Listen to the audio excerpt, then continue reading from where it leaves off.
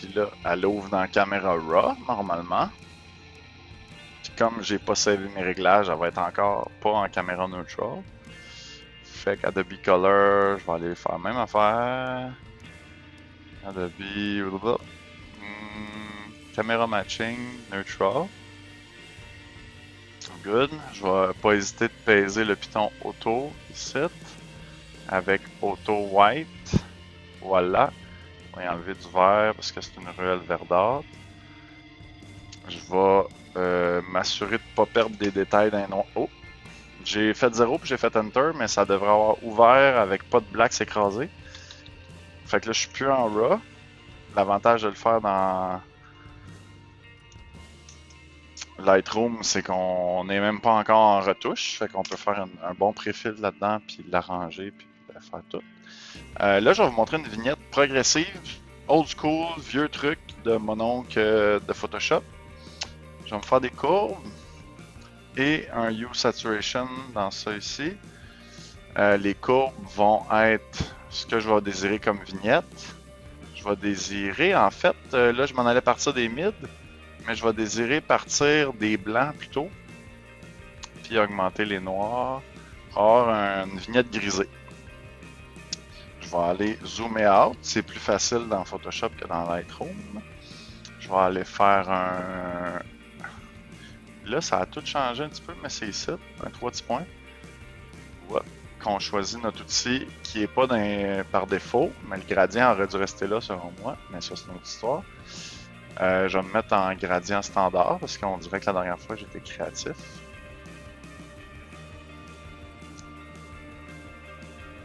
Là j'ai fait le contraire, je pèse X pour inverser. Ça c'est une vignette avec un dégradé. Si je voudrais la rendre plus personnelle, je pourrais faire X, ou si mon X marche pas, je pourrais cliquer sur le petit piton qui fait la même affaire. CTRL backspace pour aller effacer mon chose. B pour aller en brosse. Hardness. Je m'enlève de caps lock pour voir ma brosse. Partout où je veux ma vignette très très grosse avec un feather hardness, même affaire. À 0, j'ai donné un style manuellement. Un petit peu plus là, moins dans le ciel, tu vois, je l'aimerais pas dans le ciel. Mais peut-être si on le veut, je pèse 3 pour l'opacité à 30. Je viens en donner un petit peu. Je pèse 2 pour en donner ici. Je pèse 1 pour en donner très très progressivement un petit peu partout, sauf l'église. Je peux aller inverser, aller enlever de la vignette ici parce que je trouvais que sur le top du building, j'en avais trop. Puis là, Alt-clic sur le bord de ligne me permet de faire la même affaire avec saturation. J'ai enlevé toute la saturation au maximum. C'est trop, mais c'est comme tantôt qu'est-ce qu'on faisait la vignette. Fait que comme avec la saturation, on l'enlève au minimum, puis on la remet jusqu'à temps qu'on trouve ça cute. Puis si on dépasse 0, ben c'est parce que notre effet n'a pas rapport. Pourquoi pas d'essayer de huer ça, t'in? On peut donner un petit... T'in, ça c'est cool dans le fond, hein?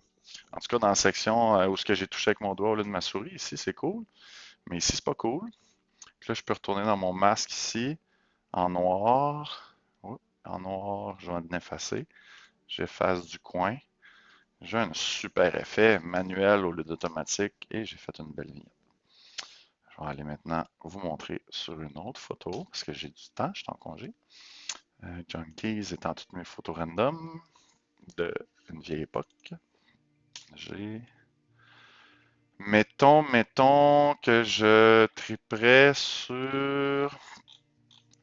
Ah ben tiens, une comme vous faites en ce moment. La lune à travers... des arbres. Je vais aller l'éditer. Je pèse souvent automatique pour voir qu'est-ce que Lightroom y pense. Il pense bien dans ce cas-ci. Je me mets toujours en caméra neutrale pour aller chercher des détails, puis pas de rouge. Pour le web, c'est sRGB le format d'output. C'est peut-être technique pour Jonathan, je sais pas. Et puis là, je veux du détail des noirs. Dans ce cas-ci, c'est pas beau, ça fait du grain. Ce que je vais faire, Je vais aller faire CTRL-S pour saver mon metadata dans le sidecar, le petit fichier qui s'écrit à côté. Puis je vais aller quand même le shower dans l'Explorer pour pas passer par Edit in Photoshop, Open with Photopoche 2022.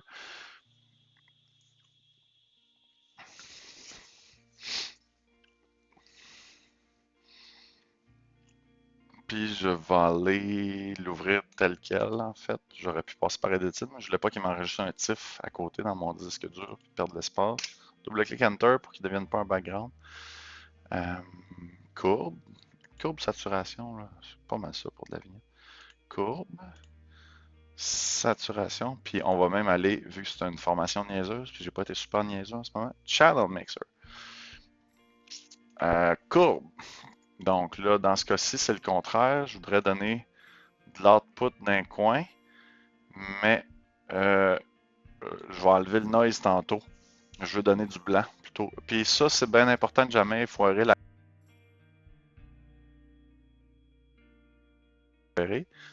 Puis même, j'aime bien redescendre mon niveau des blancs pour qu'elle soit grisâtre. Là, on remarque qu'elle est plus haute dans la courbe que. Ça fait le même effet, mais progressif. Ça, c'est cool pour la courbe. Je vais la remplir de noir pour être sûr de la mettre juste où je veux. Je vais mettre à touche 0 pour avoir 100% de ce que je veux faire. Tac, tac, tac, tac, tac, tac, tac. Là, j'ai comme une vignette inverse. Je vais peser 2 pour en donner un petit peu à l'une. J'ai donné quand même un effet de colorisation globale. J'ai mon noise qui est présent ici. Use Saturation.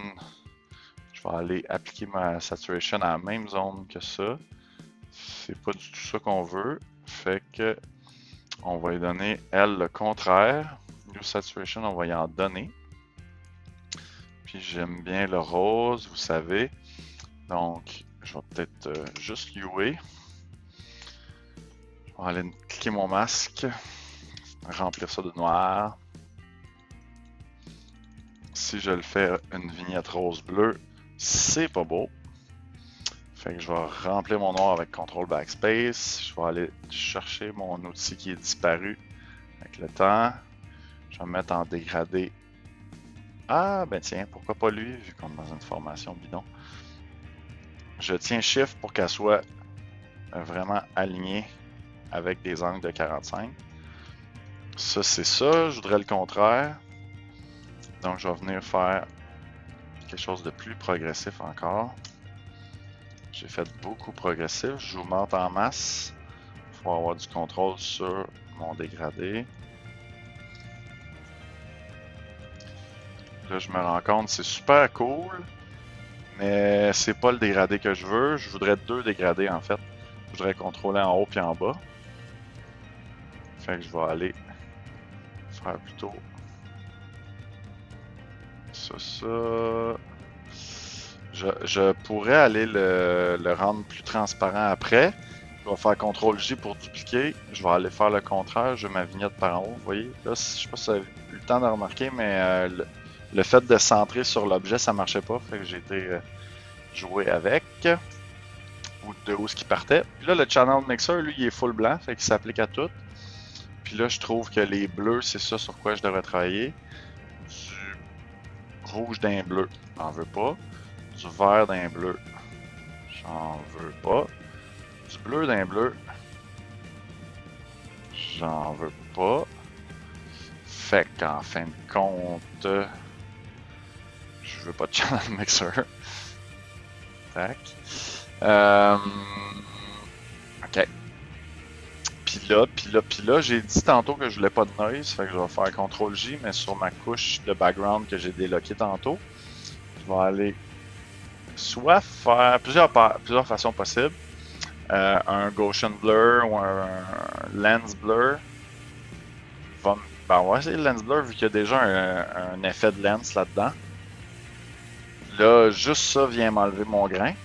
Je rajoute du flou de lentille dans le fond. L'octogone, c'est la lentille la plus courbée, mais le standard, c'est l'hexagone. D'habitude, on a des 8 sections d'iris. Je rajoute du radius de flou.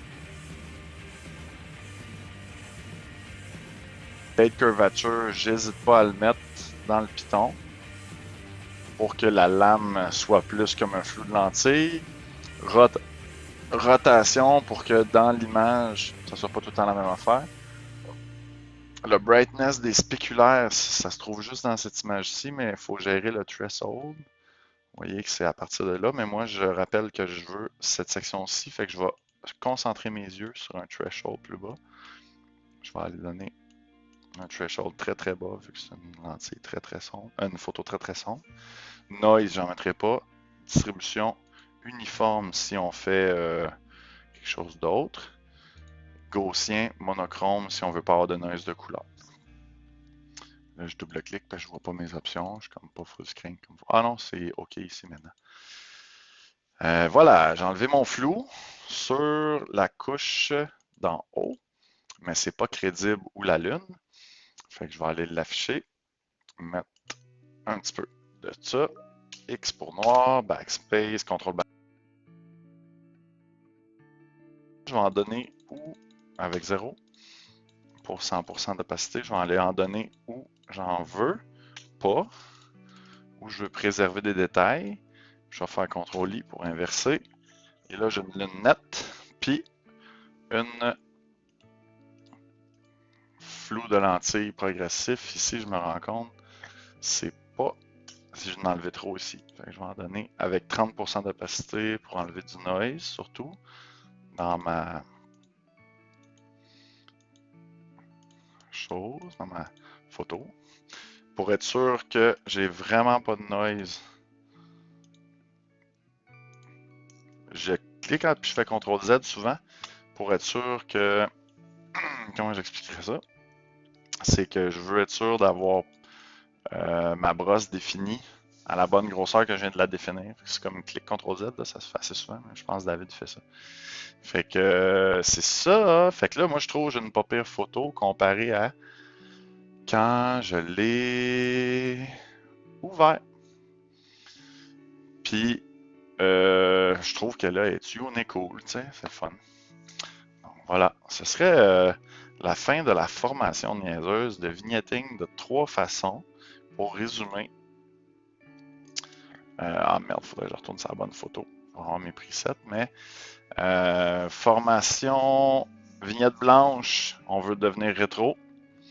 Vignette noire dans Lightroom, on peut, mais n'hésitez pas à zoomer out pour voir ce que ça va donner sur un cellulaire. Décentré avec Develop Masking Radial Blur, Radial Gradient. Et ici,